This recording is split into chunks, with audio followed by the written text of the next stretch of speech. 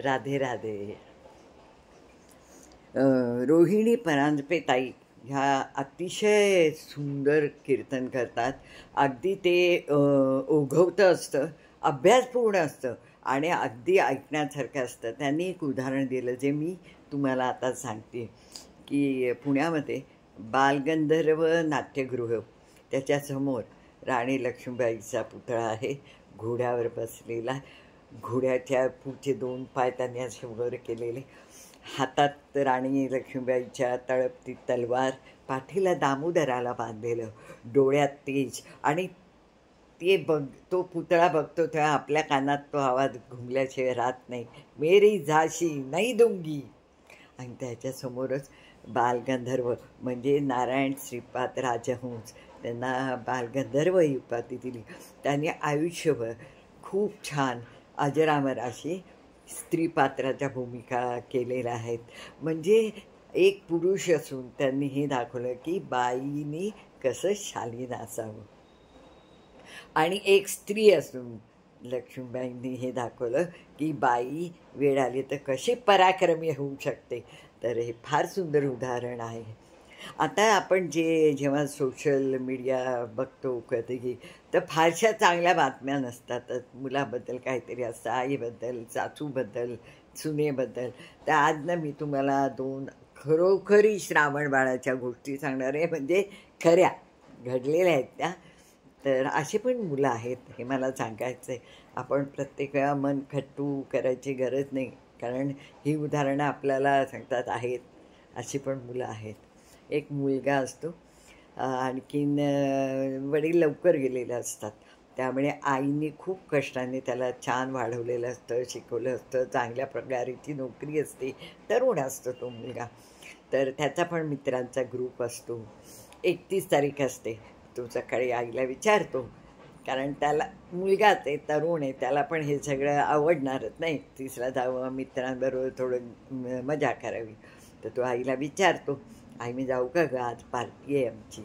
तर आईला आधी खरं हृदयात एकदम हे होतं, कारण दर 31च्या नंतरच्या ज्या बातम्या काही चांगल्या नसतात, सुखावं नसतात, काहीतरी विचित्रच बातम्या आपण बघतो. त्यामुळे तिचं मन असं घाबरतं. पण तरी मुलगा तरुण आहे, त्याचे पण स्वप्न, त्याला पण ही मजा करावीशी वाटणार आहे, त्यांना वाटतं. त्या फक्त म्हणतात तू जा, नक्कीच जा, पण फक्त दारू प्यायची नाही, दारूच्या थेंबाला स्पर्श करू नको, तू बघतोच ना कसं होतं. तर तो लगेच म्हणतो, आई नाही, मी अजिबात एक थेंब दारू पिणार नाही, दारूला स्पर्श पण करणार नाही, मी तुला वचन देतो. मग आई म्हणते, जा बाळा, नीट जा, सांभाळून जा, वेळेत ये. तो जातो, खूप मजा करतात, पण तो खरंच दारूच्या थेंबालाही स्पर्श करत नाही. पार्टी संपते, तो त्याची मोटरसायकलने अशी काढत मागे येत असतो.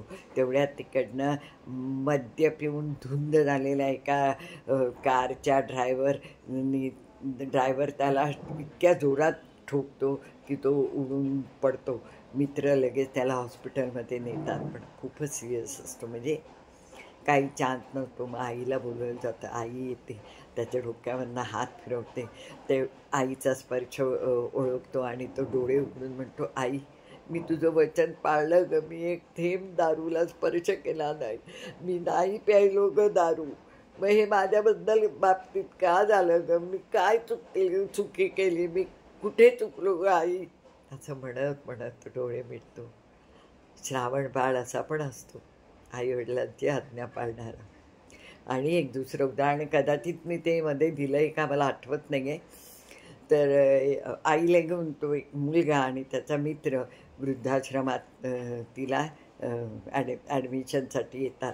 खूप छान असतं वृद्धाश्रम, ते 5 स्टारसारखं असतं, सगळ्या सोयी असतात. नागी तो म्हणतो, अगं मला बाहेर जायचं आहे ना, म्हणून तुला मी इथे ठेवतो वगैरे असं सांगतो. आणि तिकडे त्या खूप छान असतं, ते काही प्रश्नच नसतो. आणि दर एक आठवड्यातनं 2दा तो फोन करायचा, महिन्यातनं 2दा भेटायला यायचा. हळूहळू काय झालं की त्याच्या महिन्यातनं 1दा भेटायला यायचा, फोन पण थोडे कमी झाले. आणि लास्टचे 2 महिने तर ना त्यांनी फोन उचलला ह्यांचा, ना स्वतः भेटायला आला तो. त्यांना खूप वाईट वाटलं की असं का बरं, असं का करतोय मी? एवढं कष्ट करून त्याला वाढवलं आणि एक तर मला वृद्धाश्रमात टाकलं आणि मला साधं भेटायला फोन पण करत नाही. त्यांना खूप वाईट वाटलं.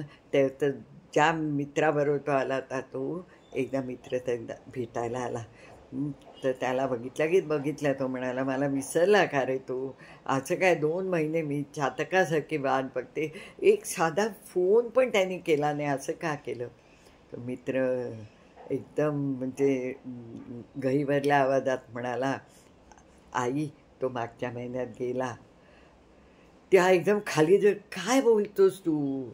डोकं फिरलंय का तुझं?"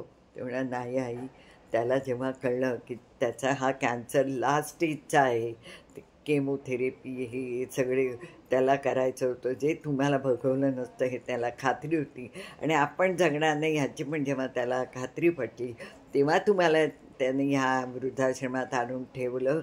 अ, ही पूर्ण सोय त्यांनी केली. हे तुम्हाला दुःख होऊ नये त्याचं तुमच्यावर नितांत प्रेम होतं आणि ह्याची खात्री तुम्हाला मी देतो. त्याचं क्षणोक्षणी फक्त तुमचाच विचार असायचा. फक्त तुम्हाला त्याच्या त्रासाचा त्रास होऊ नये म्हणून तुम्हाला इथे घातलं. आई, तुमची आयुष्यभराची इथे सोय केलेली आहे." श्रावणबाळ असं आहे, हो की नाही? तेव्हा अशी पण मुलं असतात, सगळीच काही वाईट नसतात, हे आपण लक्षात घेतलं पाहिजे. आता 3, 6, 9 हे सांगते आहे. हे पॉवर ऑफ नंबर्स आहेत. हे मागे एकदा ती डेट आली होती, तेव्हा मी सांगितलं होतं की ही डेट फार छान असते, फार त्याच्यात मॅनिफेस्टेशन किंवा तुम्ही जर काय ॲफर्मेशन्स ते मी सांगितलं होतं. पण आता कधीही तुम्ही हे केलं तर किती चांगला फायदा होतो. कारण तुम्हाला माहिती आहे ऊर्जा आणि शक्ती आणि ब्रह्मांड शक्ती ह्याची तर मला म्हणजे पहिल्यापासून माझा खूप विश्वास आहे. मी त्याच्यावर काम करते आणि मला त्याचा फायदा झाला आहे. म्हणून जो कोणी मला विचारतो एखादा का बाबा अमका अमका आहे तर मी काय करू, तर मी ह्याचं सांगते आणि बऱ्याच जणांना फायदा झालेला आहे. फक्त मी तुम्हाला सांगते की ह्या शक्तीवर विश्वास आणि स्वतःवर विश्वास ठेवला तर हे होतं. तर आता मी तुम्हाला सांगते की 3, 6, 9 तुम्ही कुठलीही एखादी इच्छा जी तुम्हाला अगदी पूर्ण करायची, फक्त अशी इच्छा सांगा जी पूर्ण होतील. अवास्तविक काहीतरी, काही जण एकदम मला 50 करोड मिळतील असं वगैरे नाही. नॉर्मल म्हणजे आता समजा तुमची पुढच्या महिन्यात अगदी महत्त्वाची परीक्षा आहे ज्यात तुम्हाला चांगल्या मार्काने पास व्हायचं आहे किंवा काही दिवसांनी तुमचं प्रमोशन आहे, ते चांगलं प्रमोशन मिळावं अशी इच्छा आहे. तर अशा लोकांनी काय करायचं, एक प्लेन वही या कोरी वही घ्या, हिरवं किंवा लाल पेन असं म्हणतात, पण तुम्ही निळं घेतलं तरी चालेल. त्यात तुमची इच्छा लिहायची. म्हणजे सकाळी 3दा, दुपारी 6 वेळा आणि रात्री 9 वेळा अशी लिहायची. म्हणजे समजा आता की आणि कशी लिहायची की मला माझ्या परीक्षेत एवढे एवढे मार्क मिळाले आहेत, मिळतील, मिळाले होते, इच्छा आहे, काही नाही, झालं आहे असं लिहायचं की हे या परीक्षेत मला एवढे एवढे मार्क मिळाले आहेत.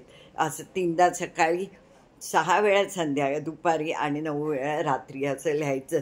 पण मंडळी एक करायचं, त्याच्या आधी अर्धा तास आणि त्याच्यानंतर अर्धा तास ना कुठलंही सोशल मीडिया काही काही काही काही बघायचं नाही. कॉन्सन्ट्रेशन आणि आपलं हार्ट त्याच्यात अगदी मनापासून लिहायचं.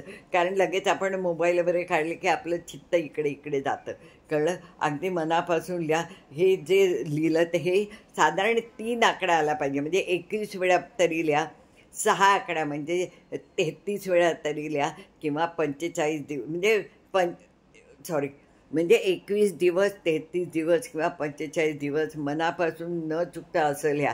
तुम्हाला जर तुमच्या इच्छा पूर्ण करायच्या असतील तर मनापासून हे जर केलं आणि ह्या ब्रह्मांड शक्तीला जर का हे कळलं, म्हणून हे ॲफर्मेशन्स लिहायची आणि म्हणायची.